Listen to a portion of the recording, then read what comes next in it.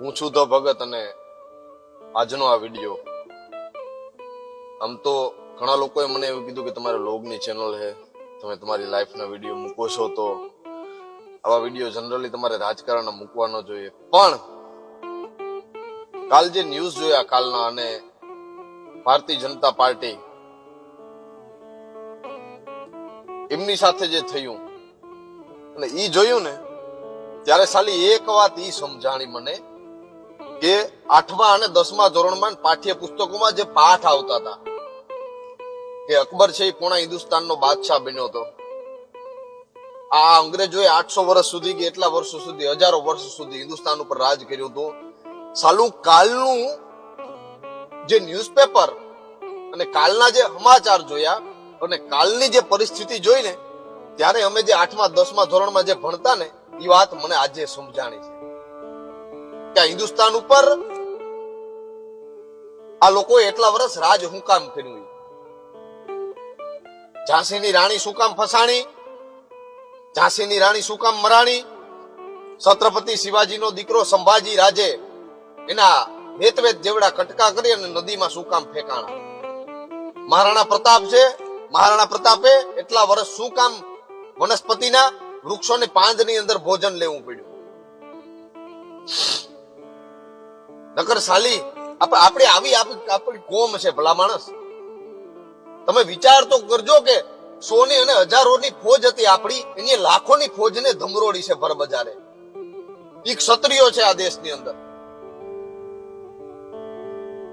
એવા રાજપૂતો છે, એવા લડવૈયા છે, અને એમાં જે માણસ જે એક બુઢો હિન્દુસ્તાન માટે થઈ અને દેશ માટે થઈને લડે છે, ઈ માણસ પોતાની બહુમતી દેશમાં નથી લાવી શકતો. અને એમાંય યુપી ભલા માણસ, તમને તો ધિકાર છે તમારી ધૂળ ઉપર કે તમારી, હું તમને કયા શબ્દોમાં મારે કેવું ભાઈ. જે જગ્યા ઉપર અયોધ્યા રામ મંદિર બન્યું છે, વર્ષોથી જેની હું તમે વાત જોતા હતા, એ રામ મંદિર, રામલાલનું મંદિર અત્યારે જ્યાં ઉભું છે, એ અયોધ્યાની અંદર ભલા માણસ તમે ભાજપને અને હિન્દુસ્તાનની આ સરકારને તમે નથી લાવી શકતા. ધિકાર છે ભલા માણસ તમારી ઉપર. અને લાખ લાખ વંદન છે ગુજરાતની ધરતીને, એમપીની ધરતીને, આ દિલ્હીને લાખ લાખ વંદન છે ભલા માણસ, કે જ્યાંથી હિસાબ તો કરો કેટલી કેટલી સીટો લઈ આવી અને આ સરકારને દીધી છે. હાર્યો નથી નરેન્દ્ર મોદી, હાર્યો નથી, ભાજપ હારી નથી, પણ એને એક જે એને સ્વાભિમાન હતું, એના દિલમાં એક જે અભિમાન હતું ને, કે હું મારે દેશ માટે થઈને લડું છું, આગળ પાછળ એને તો કઈ છે નહીં. યોગી આદિત્યનાથ, હું એને ક્યાં એને ભેગું, એના ભલા માણસ એના જબામાં ગજવું નથી, એને ક્યાં તમારું ભેગું લઈને જવાનું છે. અને એ રાજ્યની અંદર એની સરકાર ન આવે જ્યાં અયોધ્યાનું રામ મંદિર સ્થાપિત થયું છે. ઈ માણસ હારશે નહીં, ઈ માણસ હાર્યા નથી, સરકાર એની બની જાય. પણ માઇક ની અંદર જાડી ફાડીને જે કહેતા હતા ને કે હું યોગી આદિત્યનાથ, કે હું નરેન્દ્ર દામોદર દાસ મોદી, ઈ એને હે ને ખટક છે, ઈ એનું સ્વાભિમાન છે ને મરી જાય. એને એમ હતું 400 પારનો નારો એમને એમ નતો એને લગાડ્યો, બુદ્ધિશાળી માણસો છે. ઇસ બાર 400 પાર એમને એમ નતું કીધું, એને મારા અને તમારા ઉપર ભરોસો હતો કે આ દેશ માટે થઈ અમે એટલું કર્યું છે, દેશ અમારી માટે થઈ અને એક મત તો જરૂર આપશે. માફ કરજો, હું કોઈ રાજકીય પક્ષનો માણસ જ નથી. તમે જોઈ લેજો મારી ગાડીમાં કે મારા કોઈ પણ વિડીયોની અંદર કે કોઈ પણ મારી ઇન્સ્ટાગ્રામની રીલની અંદર મેં કોઈ દી બીજેપી શબ્દ કોઈ દી લગાડ્યો નથી. પણ હું એક હિન્દુવાદી માણસ છે, હિન્દુત્વને ચાહવા વાળો માણસ છે, હિન્દુસ્તાનને ચાહવા વાળો માણસ છે. એટલે મને દુઃખ થયું ને એટલે ઘણા લોકોએ મને ના પાડી કે આવા વિડીયો તમારે ન બનાવવા જોઈએ. અને તારે એક ક્ષત્રિયના દીકરા તરીકે મને એમ થયું કે આજ 70 વર્ષનો એક બુઢો માણસ ભારતીય જનતા પાર્ટી જે હિન્દુત્વ માટે થઈને લડે છે, એટલા ભાષણ આપે છે, એટલો સમય આપે છે, અને એની હારે જયારે આવું થાય ત્યારે ભલા માણસ અમે એક વિડીયો એનો બનાવીએ ને તો અમને અમારી વાણી લાગે. અમે કલાકાર છે, હું સાહિત્યકાર દરજાનો માણસ છે, અમારે જે તે ગમે ત્યારે બફાટ ન કરી નખાય. જે કઈ થયું હોય પણ હજી વાતનું પ્રમાણ મળી ગયું છે કે પૃથ્વીરાજ ચૌહાણ છે એ શું કામ મરાણો હતો.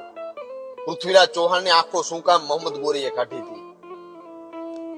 આ દેશની અંદર જયચંદો ઘણા છે અને ભલા માણસ ઘણા નહીં, અડધો દેશ છે ને જયચંદનો ભરેલો છે.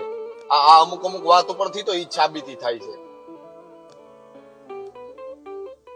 યુપી ની અંદર જે ગુંડા રાજ હતું અને આને આ વસ્તુ રહીને હજી હું તમને હજી કહું, બધાય કહે છે ને હું હજી કહું છું, આને આ વસ્તુ રહીને તો એક દિવસ આપણી બેન દીકરીઓને ઘરમાંથી કાઢશે. અમુક અમુક ભાષણ આપે છે ને કે આ જાતિવાદ ઉપર બધી વાત કરી અને મત લે છે. ભાઈ જાતિવાદ ઉપર બધું કરીને મત નથી લેતા. અને ખબર છે આવનારો સમય કેવો છે આને ખબર છે. અને બીજો પક્ષ જે એમ કેતો હતો કે અત્યાર સુધી એમ કેતો હતો કે એનો પુરાવો એક ખુલાસો કરી દઉં કે ઈવીએમ હેક થાય છે એટલે અમે નથી જીતતા. જે કઈ થતું હોય તમારા સમયમાં તમે કઈ નથી કરેલા. જે તે વખતે સરદાર વલ્લભભાઈ પટેલને સલામ છે યાર, રંગ રાખ્યો એ માણસે. સરદાર વલ્લભભાઈ પટેલને જયારે પ્રધાનમંત્રી બનવું હતું અને એને કેટલા એને વોટ મળ્યા હતા, જ્યાં સુધી મને ખબર છે 15 માંથી 13 વોટ તો એને મળ્યા હતા. કે સરદાર વલ્લભભાઈ પટેલ છે એ દેશની કમાન્ડ પોતાના હાથમાં લે. ત્યારે બધાને ખબર છે કોણ ગાદીએ બેઠું હતું, સરદાર વલ્લભભાઈ પટેલને ક્યાં રાખ્યા હતા. તેથી ભલે ઈવીએમ નતા, મશીન નતા ઇલેક્ટ્રોનિક આ વોટિંગ સિસ્ટમના, પણ આજ જે દેશની આરે ખરેખર જે થયું છે ને, આ જે પક્ષ આરે થયું છે ને, અને આજથી હું સ્વીકારું, અત્યાર સુધી એક પક્ષનો માણસ નતો, પણ આજથી ભારતીય જનતા પાર્ટી માટે થઈ અને હું ખુલ્લા શબ્દોમાં કહું, મારી પાસે જે વાણી છે, જે મારી પાસે શબ્દો છે, એક હિન્દુસ્તાનના યુવાન તરીકે તમે ગમે ત્યારે મને કહેજો.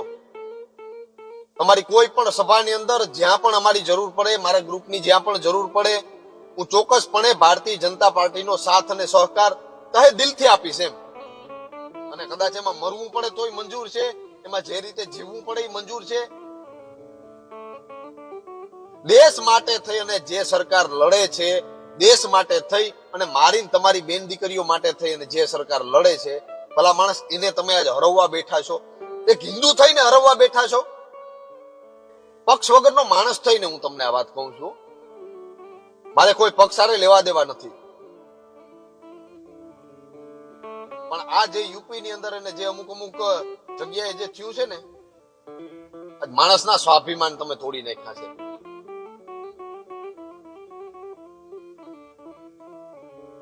અમે ઇન્સ્ટાગ્રામ ની અંદર એક લાઈન બહુ સરસ અમે બોલતા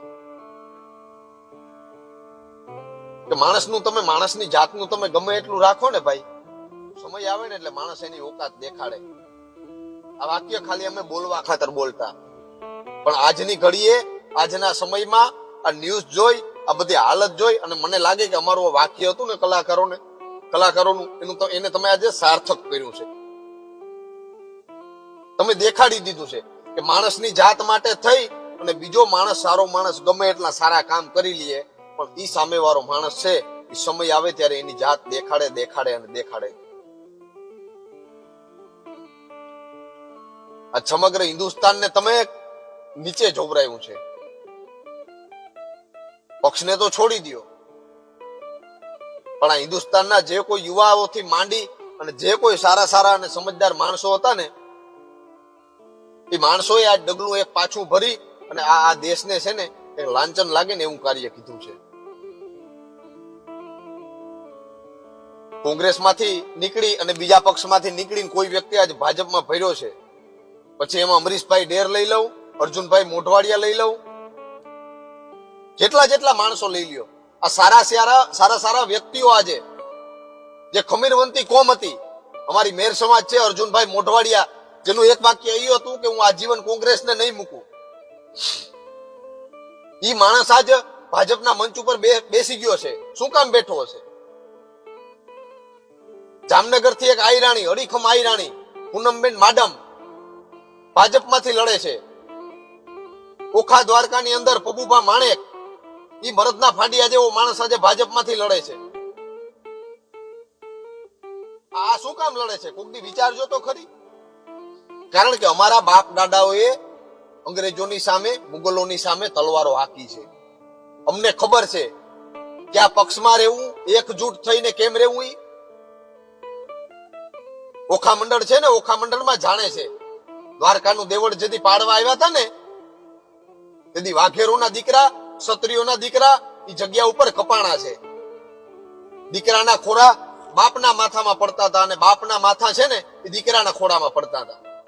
એટલે એને ખબર છે કે અમારે કયા પક્ષને જીતાડવો, આ દેશને અડીખમ રાખવા માટે થઈ. ભેર સમાજની કોમ છે એ લડેલી છે, આહિર સમાજની કોમ છે એ લડેલી છે. રાજપૂતો, ક્ષત્રિયો લઈ લ્યો, દરબારો લઈ લ્યો, માલધારી લઈ લ્યો, ચારણ લઈ લ્યો, આ બધાય લડેલા છે.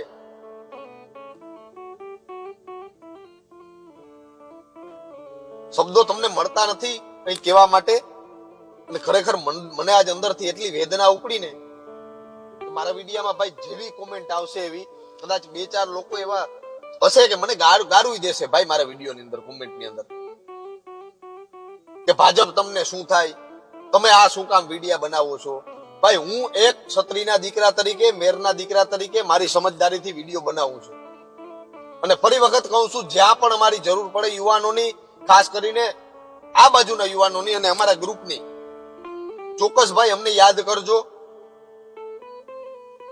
અને અમે ભરોસો આપીએ છીએ, અમે એકવાર જેનો હાથ પકડશું કે જેની યારે એકવાર અમે ભરશું ને ભાઈ, આજીવન અમે એની ભેગા રહેશું. ઇન્સ્ટાગ્રામ ની અંદર તો ભગત ઓફિશિયલ કરીને મારી આઈડી છે. કોઈ પણ લોકોને મારું કામ હોય ભાઈ, હારું હાતું, મને તમે મેસેજ કરજો ચોક્કસ મારા આઈડી ની અંદર. અઠવાડિયા સુધી હું બધી રિક્વેસ્ટ જોઈશ. લોકો મને શું કહેવા માંગે છે એ પણ મારે જોવું છે. તાજુ તમને કઈ કેવું નથી, પણ આજ અમને ખરેખર એ વાતનું પ્રમાણ એક મળી ગયું છે કે આ બધા જે માણસો હતા ને, મહારાણા પ્રતાપ જેવા, છત્રપતિ શિવાજી જેવા, ઝાંસીની રાણી જેવા, રાણા સાંગા જેવા, આ બધા શું કામ ક્યારેક ક્યારેક ઝૂક્યા તો નતા જ, પણ આ લોકો શું કામ દુશ્મનના ચક્રવ્યૂહનો ભોગ બન્યા હતા. અને શું કામ એને પોતાની આંખો કાઢી અને પૃથ્વીરાજ ચૌહાણ જેવાને આપવી પડી હતી. હજી આ સમય છે મારા ભાઈ, સમજી જાજો. એક સમય એવો આવશે ને કે રોવા સિવાય મારી અને તમારી પાસે કઈ ન હોય. જાજુ કઈ કેવું નથી, પણ બસ વીર વચરાજ બધાને સદબુદ્ધિ આપે, માં ભગવતી બધાને સદબુદ્ધિ આપે. જય વીર વચરાજ, જય શ્રી રામ.